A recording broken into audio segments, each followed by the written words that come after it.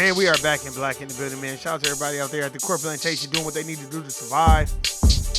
Shout out to my brother Dave from No Compromise, my brother James, Youngblood, Texas, Georgia in the house, Shawnee, Philly in the house, Erica, Florida in the house, Vegas in the house, all my peoples and relatives in Vegas. I can't remember everybody's name. I always be blank when I get on this motherfucker. Shout out to everybody out here. Shout out to the homegirls in Arizona, my homegirl in North Carolina as well. Shout out to her. This is about to be a real quick one. I just want to talk about gatekeeping and the gatekeepers. So let's get it. Hey.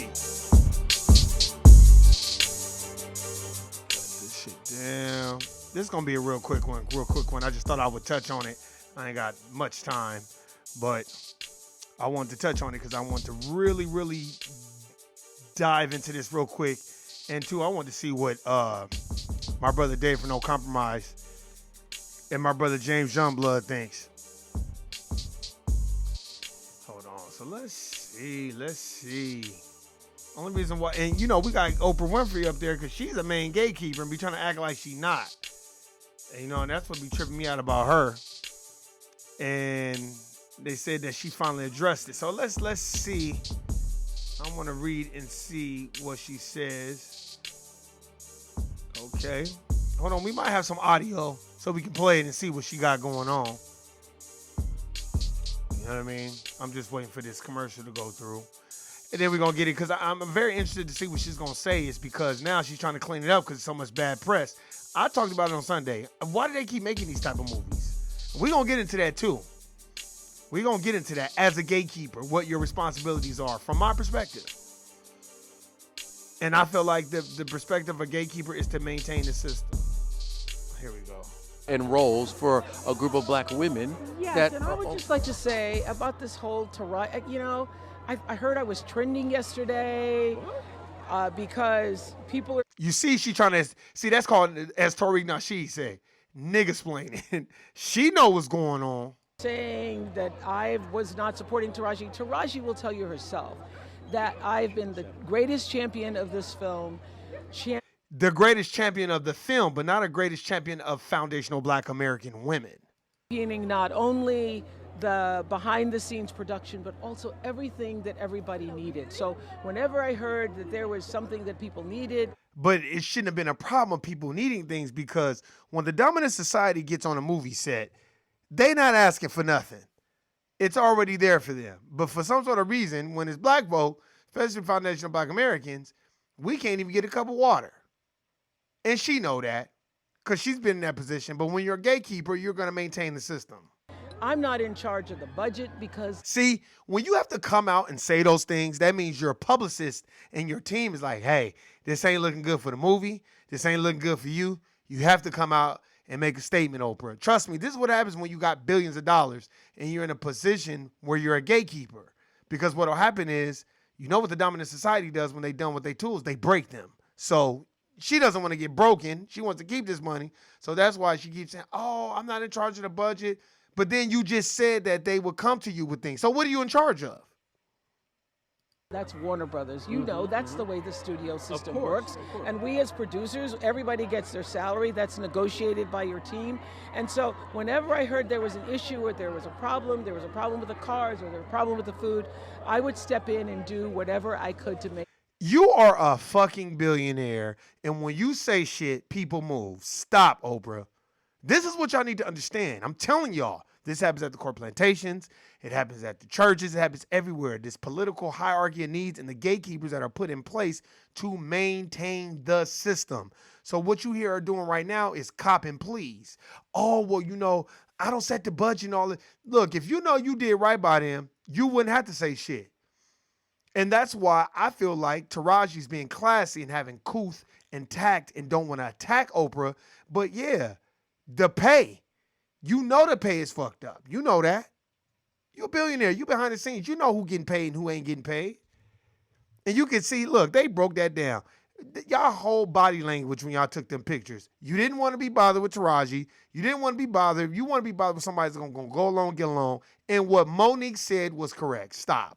It right, and I believe that she would even vouch for that and say that it's true. I think she would vouch for that. I can vouch for that because I've seen you and your work and behind the scenes, how you step in. And remember, Kevin Frazier is a part of the system as well. So he's one of those other people that's a part of the system as well. Because I watched him on a show where these people get married or whatever it was. And one brother was just not playing the game with this sister, and she was trying to run everything, control everything. So he was trying to get another brother to turn against them. And that brother said, man, you as a black man, why are you doing that on TV? And he got all mad.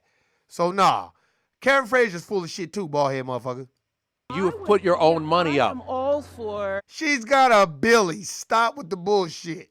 everybody being the greatest and rising to meet the rising of their own life. And so, I mean, all this stuff about there was something online about us being separated at the top of the Empire State Building. On that particular day, we were so cold. So I don't know what kind of body language people were talking. Stop, Oprah. Your team went to you and told you that, hey, man, not only are you trending, people are breaking these videos down and seeing the tension. Stop. You didn't hear Taraji P. Henson say nothing about that. And I saw the breakdown of the video, and I saw Fantasia, shout out to her, rub Taraji's back and give her that look like, are you okay? Because Taraji was pissed off. So stop with the bullshit. I was like just trying to stay warm, and that was the fourth thing we had done. And so there's no validity to there being a thing between Taraji and I. Yeah, I think that people want to find something, but we already found it, Oprah. You're still making Color Purple musicals and Color Purple movies. That's what you're doing. All you doing is giving them that stereotype. I'm tired of watching Color Purple. I'm tired of watching Emancipation. I'm tired of watching all this bullshit. Then when it's something that is empowering black folk or helping to empower black folk, the John Brown story on Showtime, he got to be crazy. And then he got a boy that's dressed up as a girl. So stop with the bullshit. Taraji was talking about Hollywood in general and how the landscape for black actors. Taraji was talking about everything, including this film and how she was being lowballed. Stop, Kevin Frazier. You're trying to set up the volley so she can spike it. Stop. You're trying to assist and help Oprah because she's a gatekeeper. And this is what I mean about this shit. But once again, Color Purple is a space and a place where black actresses thrive. Ah, yes. And where we're all thriving because of it. I mean, I think from the very beginning. I'm not going to see nobody's goddamn Color Purple. I don't need to see it. I got enough slavery books that I've read to know exactly about Color Purple. And I don't want to see no shit like that because it's probably some woman's bullshit, some sucker shit to misinform young black sisters. We don't need that shit. We don't need women in general thinking that that's you told Harpo to beat me up. Man, stop. This is 2024. Come on, Oprah.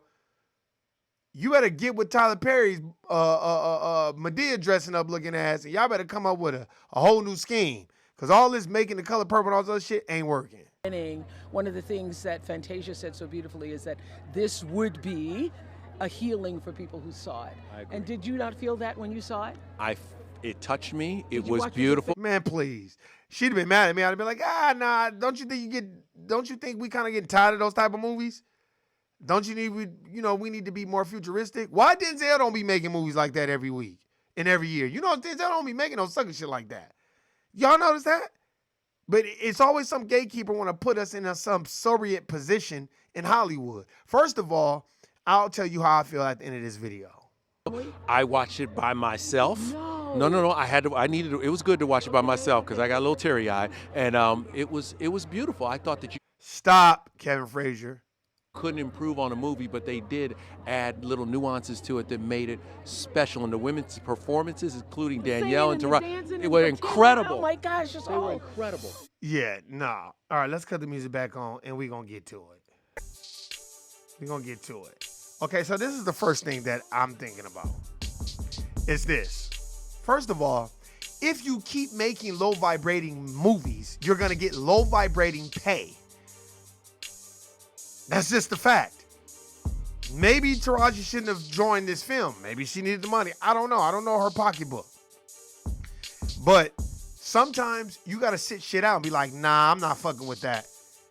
You want to move forward sometimes and not keep going back to the past. Like, we have to deal with the past as far as slavery and what we are owed as foundational Black Americans. And that's fine. I love that because you want to know your history. But The Color Purple isn't just one part of our history. Why don't you, Oprah, make a book about the Black inventors in the United States of America Incorporated? There's books about it. Why don't you make a movie about that? Hey, how about you make a movie about Madame Lalaurie in New Orleans, that horrible dominant society white sister? How about you make a book about Patty Cannon and the Delmarva River? And I'll just give you a little excerpt of it. Patty Cannon was so fucking evil that a slave jumped out a third-story house. The third-story floor, jumped out the third-story house. And guess what? Broke every bone in her body. Why do y'all think that happened? You know why I think that happened? Because that lady was that awful. Go read the book. It's called, God, I forgot what the book is called, but it's about Patty Cannon. Patty Cannon was so evil because her relatives were fucking slaves. And when the babies came out mulatto, she killed the baby and then fuck up the damn slave and just yell at her family members. She had so many dead bodies all over her land. They couldn't even cultivate the land and grow crops because it was dead land. It was so many dead Black slave bodies all over her land. By the time they could even prosecute the bitch died in prison. Go read the book. Look her up. Patty Cannon and the Delmarva River. Go look that shit up. This is what I mean. Make a movie about how horrible she was. Stop making movies where it's sisters acting the fool and doing all that. Man, enough is enough with all that. That's why I be looking at Oprah. Gayle King too. Stop, Gayle King. You interviewed R. Kelly. You set him up. You knew he was going to be emotional. You're a gatekeeper too. You knew what was going on. You should have prepped him and said, hey, these are the questions I'm going to go ask. Just don't be emotional. Let's make this a good one. No. That's what I'm saying, man. Why do y'all... Look, if the dominant society loves you, you're not doing your job as a foundational Black American. Because it ain't their job in this type of an industry to love you. It's their job in this type of industry to try to put every roadblock in front of you because you're trying to bring... I would say not just another perspective, but you are trying to bring information that the next generations might need. That's why when it comes to the voting block and all that, you seen what Charlamagne the God said. He said, man, I learned my lesson. I won't be endorsing the Democratic Party again. Yeah, you look stupid.